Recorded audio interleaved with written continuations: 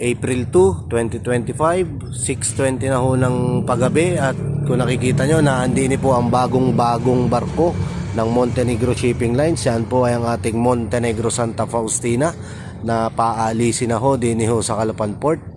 Napakaganda ho ng barko na yan, bagong barko ho yan. At naandiyan po ang ating arrival na ating Starlight Jupiter.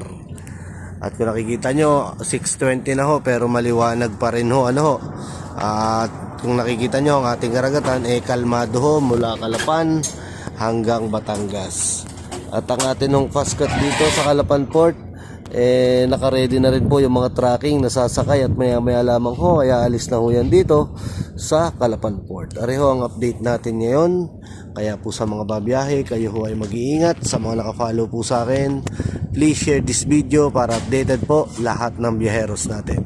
Sa mga hindi pa po naka-follow, please follow my Facebook page, Batang Pasaway Vlog, para updated po kayo sa mga ina-upload kong video. Ingat mga kababayan. God bless us all.